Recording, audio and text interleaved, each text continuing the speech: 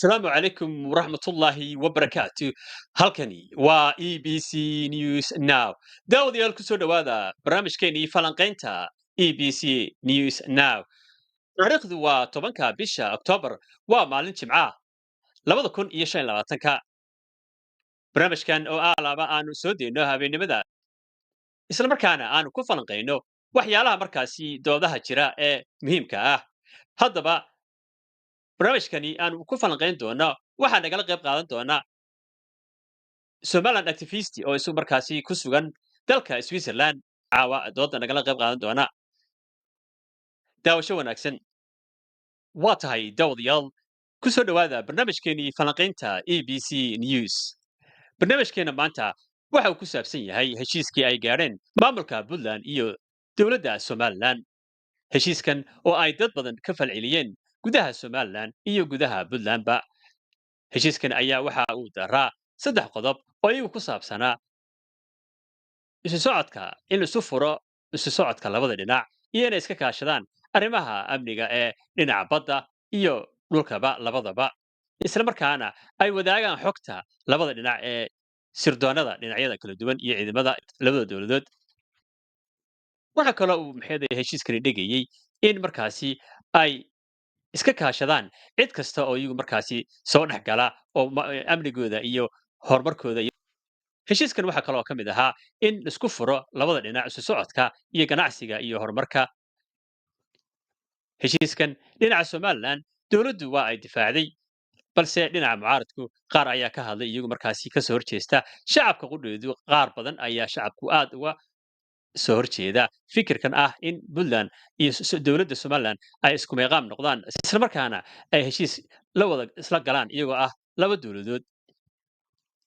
shacabka Somaliland waxay ka soo horjeedaan in Somaliland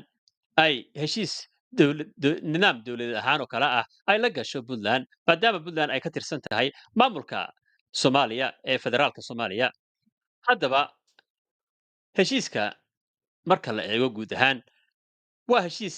wanaagsan in dadku ay isu soo dhawaadaan oo ay wax wada qabsadaan, isla markaana wanaagooda iyo walaalnimadooda ay ka shaqeeyaan. balse su-aashu waxa ay ku godan tahay maamulka Somaliland, nidaamka dowladda Somaliland qaab noocee ah ayay ku dhaqmayaan. marna waxay leeyihiin waanu ka gaarnay Soomaaliya oo markaasi Soomaaliya wax wada hadal ah nagama dhexeeyaan. marna waxay leeyihiin waxaanu heshiis la galnay oo wada xaajoonay maamul goboleed ka tirsan federaalka dowladda Soomaaliya. su'aalaha shacabku ay isweydiinayaan ee iska horimaadka ah ayaa noocaas ah. dadku waa ay heshiin karaan, waxna way wada qabsan karaan. dadka qaarkii shacabka Somaliland waxay aaminsan yihiin in heshiiskani ay mudnayd inuu ahaado mid si hoose loo dhamaysto, isla markaana sidii dowladihii hore Somalilandba ay heshiisya noocan oo kale ah ay si hoose u wada geli jireen, balse aanay ahaan jirin kuwa aad si public ah loo shaabixiyo. dowladdan hadda gacanta ku haysa Somaliland ee xukuumadda xisbiga wadani iyagu waa ay ka duwan yihiin xukuumadihii hore wadada hadda qaabka ay wax u maamulayaan marka la eego. haddaba waxaa khadka noogu jira oo aanu ku soo casuunay barnaamijkeena falanqaynta oo caawa nagala qayb qaadanaya khaliif hagoog, oo isla markaasi magaciisa la yidhaahdo khaliif nuur axmed hagoog, ayaa isagu markaasi falanqayntan caawa nagala qayb qaadan doona, oo ah Somaliland activist isagu markaasi degan dalka Switzerland, oo ka mid ah dadka u ololeeya go'itaanka iyo qarnimada Somaliland inay ahaato dal jira oo madax bannaan. waa tahay waxaan iminkana aanu khadka soo gelin doonaa khaliif hagoog ee daawasho wanaagsan. khadka hadda waxaa si toosa ugu jira khaliif nuur axmed oo isla markaasi ah Somaliland activist ah ayaa isagu khadka ku jira. khaliif waan ku salaamayaa walaal, soo dhawow, ku soo dhawow EBC News. waad mahadsan tahay booqashada aad soo booqatay. halkan waxa aanu kaga hadlaynaa caawa aanu ku falanqaynaynaa waxay tahay heshiiskii ay gaareen Somaliland iyo Puntland ayaanu halkan caawa ku falanqaynaynaa. marka khaliif walaal soo dhawow, waan ku soo dhaweynaya marka hore, soo dhawow. aad iyo aad baan ku salaamaya mustafa cabdilaahi, maasha allah. waanad ku mahadsan tahay waa soo dhaweyntaada iyo barnaamijkan caawa halkaan ku falanqaynana aad iyo aad baan soo dhaweynaya, ugu faraxsanahay. waad mahadsantahay khaliif walaal, anaguna waan ku soo dhaweynaa saas oo kale. khaliif walaal, maxeeday barnaamijka sidaad aragtaba waxa uu ku saabsan yahay heshiiskii ay gaareen Somaliland iyo Puntland. Heshiiskaasi oo ay dad badani ay ka falceliyeen oo qaarna ay taageereen, qaarna ay ka hor yimaadeen. Marka heshiiskani qodobadii uu ku koobnaana waad la socotaa siduu ahaa iyo wuxuu ahaa. Marka bal waxaad nooga warantaa adiga dhinacaaga muxuu kula yahay heshiiskani? Sidee u aragtaa adigu? aad iyo aad baad Mustafa u mahadsan tahay anigu dee waxa weeyaan waxaan u arkaa barnaamijkan ama heshiiskan ay Somaliland iyo maamulka Majeerteenia ay wada galeen inuu runtii anigu si waan ka soo horjeedaa sababta uga soo horjeedana waan caddaynaya waxaanan ka dhigayaa waan dhinta la garanaya dil ay ka dhigo waxaan aaminsanahay inuu yahay wax lagu khaldamay oo lagu degdegay oo aan waqtigeedina la joogin isla markaana gebi ahaanba ka soo horjeeda constitutionka Somaliland iyo wax walba oo la dhigo waa tahay marka fikirkaaga adigu waxaad aaminsan tahay in heshiiskaasi gebi ahaanba uu ahaa mid khaldan oo aan xilligeediina ay ahayn isla markaana aan ku habbooneenba in Somaliland ay la gasho heshiis maamul goboleed Soomaaliya ka tirsan. aad iyo aad sababtuna waxa weeyaan afar biloodun bay ahayd markii ay dowladda Somaliland xukuumadda Somaliland ay ku dhawaaqday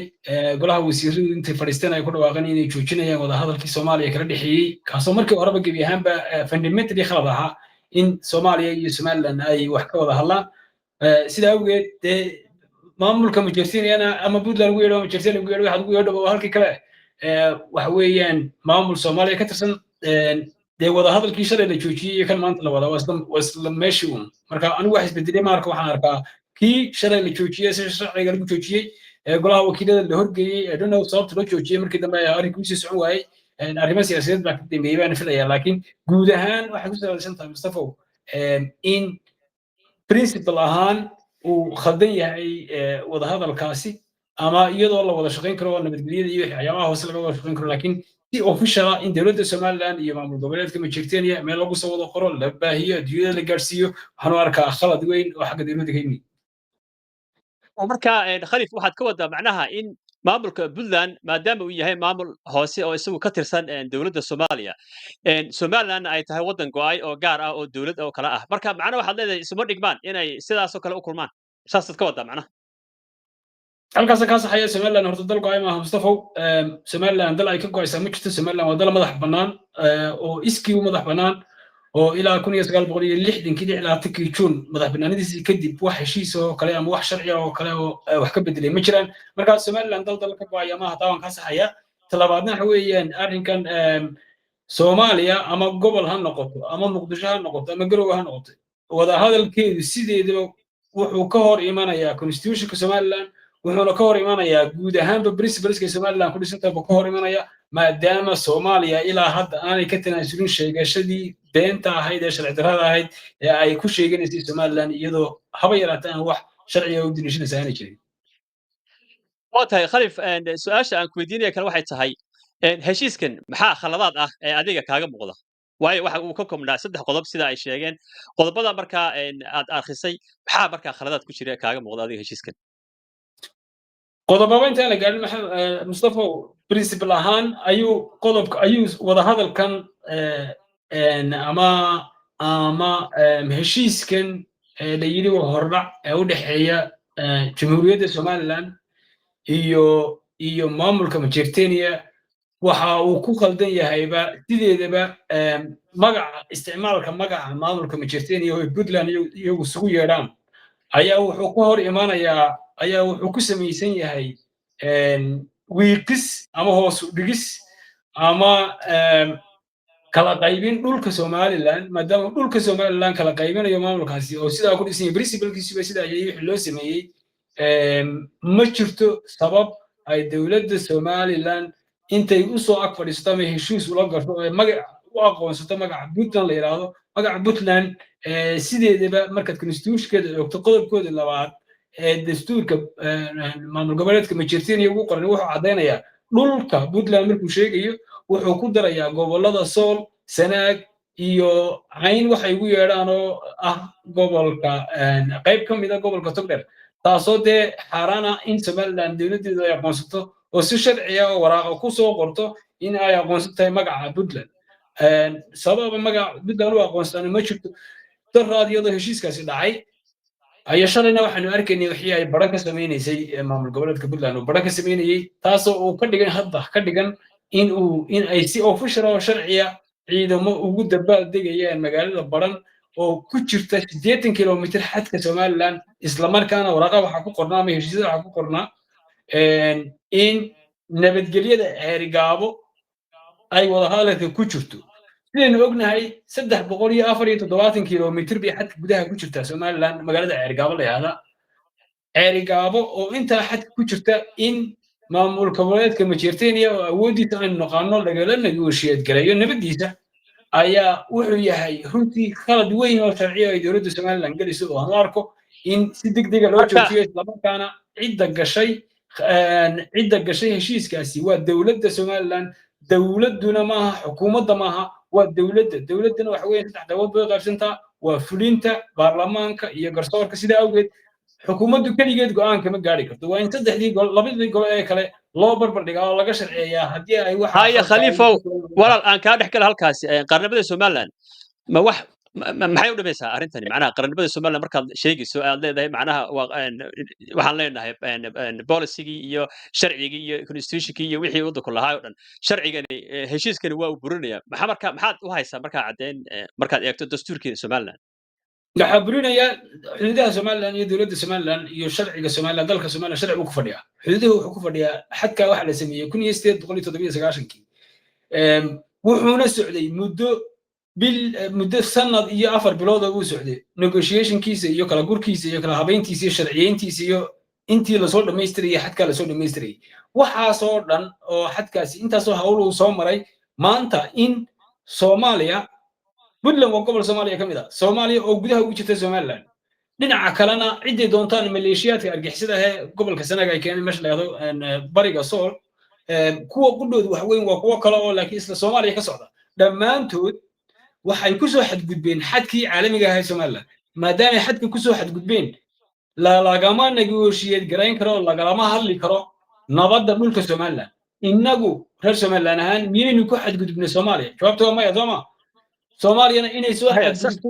waa in loo aqoonsadaa inay dembi tahay waa in ay dowladdu u aqoonsataa inay dembi tahay in kuwa la negooshiyeed garaynaya ee halkaa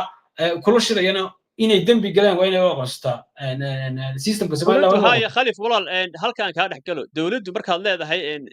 xukuumaddii hadda heshiiskaasi waxaa soo saxeexay oo ka qayb galay wasiirka madaxtooyada iyo safiirka u fadhiya nairobi somaliland maxamed cabdilaahi iyo rag kaloo la socday mas-uuliyiin kale markaasi dowladdii ayaaba maxay heshiiskan iyadu wadda oo soo saxeexday oo ku jirta maxaad markaad ku eedanaysaa dowladda aad ku leedahay maarata waa in dembiilayaal nimankaa xilka haya iyagaaba awooddii haysta gacantii ku haya xukuumaddii iyagaa maamulaya maanta iyagaa jooga iyagaana heshiiskan soo galay maxaa markaa see loo xidhaya marka dee dowladda mustafow dowladda ciddii la doontaa eeg dadku waa bilaadan khaladka way geli karaan ama ha u badheedhan ama yaanu u badheedhin dee iyaga u taalla laakiin iyagaa meesha jooga macnaheedu sharci kama dhigayso wixii ay sameeyaan waxaynu doorannay waxay ahaayeen madaxweynaha iyo madaxweyne ku-xigeenkiisa cid kale oo la socota dadka madaxweynuhu dee isagaa keensaday dadkan marka madaxweynaha inaynu sharci uga dhigno dadku u keensaday meesha inay tallaabada doonaan qaadaan waxay doonaan fuliyaan umaynaan dooran sharciga somaliland baan lagu dhaariyey constitutionka somaliland baan lagu dhaariyey laguma dhaarin sharci ka duwan kii lagu dhaariyey madaxweynayaashii ka horreeyey waxa lagu dhaariyey halkaa kaa dhex galo khaliifo walaal halkaan kaa dhex galo iyagu si sharciyan baa hadda dowladda lagu soo doortay oo xisbiga wadani garowdeyn ka yahay madaxweynaha jamhuuriyadda somaliland madani cabdiraxmaan maxamed cabdilaahi ciro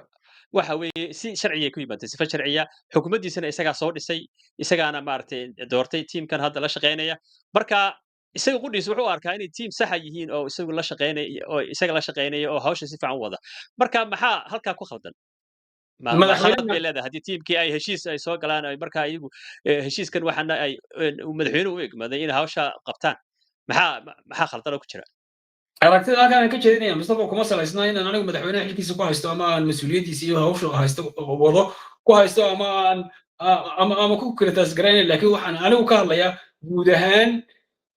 sida ay tahay inay somaliland sharciga ay tahay inay ku dhaqanto oo ah constitutionka somaliland inay dowladdu ixtiraamto oo ay meesha ay somaliland dhigayso ama cidday somaliland kula negotiate garaynayso ama sida loo dhigayo sharci ahaan bay khaldan tahay baan anigu taaganahay madaxweynuhu dee ciddu doonto ha u dirsado laakiin waxay la mid tahay exactly iyada oo madaxweynaha ama madaxweynaha somaliland uu gobolka cali sabiix ee jibuuti ka tirsan ama gobolka la yidhaahdo dirdhaba ee etoobiya ka tirsan uu heshiis la galo marka gobolkaasi legitimate heshiiskiisu maaha waxa weeyaan ciddii stateki uu ka tirsanaa ayaa dee legitimate marka wixii baa isdiidaya inay shalayna madaxtooyadu tiri la hadli mayno soomaaliya maantana ay gobol ka mida la fadhiisan isagoo is the same oo waxay u baahan tahay in halkaa consequence uu ka dhasho oo madaxweynaha iyo xukuumaddiisa lagula xisaabtamo waxay samaynayaan khaladka waa garan okay waa tahay khalif walaal waad mahadsantahay su-aasha kale aan ku weydiinaya waxay tahay la xidhiidha arrinta heshiiskaasi bal yaad u aragtaa labada dhinac dhinaceeba maaragtay ay guusha raacday yaad odhan kartaa guul iyo maadaama guuldarraba heshiiskan maaragtay guul iyo guuldarraba dee waxa koobaya mustafaw somaliland inaan meesha wax dal ugu jira maan ka arkaa waxaan ka arkaa waxaanu ognahay in somaliland iyo maamulkaasi ay hore u wada shaqayn jireen iyagoo si wada shaqayn jireen ahayd si hoose oo dee gentleman agreement laakiin maanta in waraaqa lagu soo qoro halkaa laga soo fadhiisto dabeetana si cad loo aqoonsado maamulka magacoodii cidda maanta boardka laga soo tumay ee laynagu soo ciyaarsiiyey ee dib loo soo joojiyey ee la yidhi iyagoo xaalad siyaasadeed oo iyaga iyo muqdisho ka dhaxaysa innaga aan waxba nagama gelin waa waddanka dibadda waddankeena sida awgeed inay dowladdeenu dhex gasho oo sida noocan oo kale u dhex gasho may ahayn ee waxay ahayd in ay haddii ay wax kale ka samaynayeen inay si kale u dhigaan oo gentleman agreementiga awalba lagu wada shaqayn jiray ay u marto waddadaa u marto laakiin waxaa muuqata oo maanta anigu aanan u arkin inay tahay waxa la aqbali karo in dhulkii somaliland maamul jooga lagula negoshgarayo lala hadlo islamarkaana uan u arkinba dembi uma arko maamulka majeerteniya mustafa dembi uma arko maamulka majeerteniya in uu dembi ku jiro oo khalad ku jiro marka uu dhex joogo oo uu 150 kilomitir dhulka somaliland soo galay islamarkaana weli sheeganayo constitutionkiisa kusoo qortay uma arko wax dembiya haddii hadda maamulka majeerteniya aad weydiiso etoobiya ma u gudbi kartaan uma gudbi karaan tallaabo ma qaadi karaan oo xadka etoobiya ma gudbi karaan umana dhowaan karaan xataa xad iyaga iyo etoobiya xataa xad ma laha marka in sidan loogu soo dhiido oo somaliland laga dhigo timir xalaal taalla oo cidda dunta ay soo gasho waxa weeyaan daciifnimada iyo hoosu dhaca ku yimi madaxdii somaliland iyo principalkoodii iyo si loogu shaqayn jiray bay aniga halkaa iga muuqata waa tahay walaal khalif waxaad aragtaa adigu in halkaasi dowladdii ay daciif tahay oo ay maaragtay hawshii loo igmaday aanay si fiican u qaban karin isla markaana waxaad aragtaa in ay hadda meeqaamkii somaliland iyo meelihii ay ka ciyaari jirtay meel hoose ay ka ciyaarayso oo waxaad leedahay markaa nidaam macnaha maamul goboleed oo kalea somaliland laga dhigay taasaad macnaha ka wadaa miya maamul goboleed horta somaliland sideeda uma noqon karto laakiin iyaga u dhaqmaya aqoonsiga cidda uga waxaan ka baahan wadaa sida habka khalif walaal sida heshiiskan u dhacayo kale macnaha qaabkaad u hadlayso waxay ka dhigan tahay somaliland halkii ay meeqaam sare ase wadan ahaan ay u beteli lahayd ayaad macnaha maanta ayaad maamul yaroo hoose ayaad waraaq la saxeexanaysaan oo idinkoo dowladdii waddan ahaa ayaad sidii laba maamul goboleed oo kale ayaa astaamiyo maxaa maamulka puntland iyo astaanta qaranka somaliland isku meel lagu soo wada qoray marka taa wey taa diidantahay baan u malaynayaa mustafa somaliland qaranka somaliland jirjiroole maaha wax marnba wax noqda maaha qaranka somaliland waa qaran madax bannaan oo 16 juun laga soo bilaabo legitimacygiisa haystay dowladnimadiisa sharciyadiisa wixii ka dambeeyey halkaa dhacayna barnaamijkeenu kaga sheekayn doonaa laakiin in adduunyada kale ama waddamada kale aanay aqoonsanayn ama ay wax ka si noqdeen muddo dhexe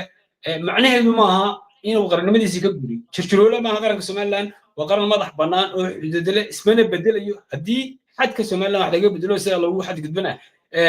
marka waa isku sharci ka etoobiya inoo dhexeeya iyo ka inoo dhexeeya waddanka la Djibouti intaba waxa weeyaan la kiifiyaana bannaan la joojiyana bannaan bay noqonaysaa somaliland xadkeeda ay soomaaliya la leedahay wuxuu la sharci yahay ka etoobiya la leedahay iyo ka Djibouti la leeyahay sida waxba lagama bedeli karo haddii wax laga bedelana waxa weeye waa halkaas wax ku imanaysaa in la jebinayo sharcigii la sii ansixiyay marka labaad ee 1964 midowga afrika isla qaateen labada waddan ee kaliya diiday ay ka mid ahaayeen soomaaliya iyo tunisia Morocco aan ka wada Soomaaliya iyo Morocco ayaa diiday sababahay u diidana waxay ahayd expansionism ideology-ga ay Soomaaliya iyo ku dhaqmaan waddanka la yiraahdo Morocco oo doonaysa marka iyaduna inay xilli ku qabsato West Sahara marka waa sheeko isku wada xidhan oo ay tahay Soomaaliya jiritaankeeda iyo been abuurka ay ku jirto ay ku dhisan tahay ilaa maanta United Nations sida khaldan ugu fadhido ay ku sii adkaysato in ay sii dhex gasho oo ay khasab ku sii haysto dhulka Somaliland ama ku sii sheegato waa tahay khalif walaal waad mahadsantahay khalif su-aasha ugu dambaysan ku weydiinaya waxay tahay khalifow somaliland waxaad moodaa in ay iyagu ay eedeynayaan dowladda Soomaaliya eedeynayaan.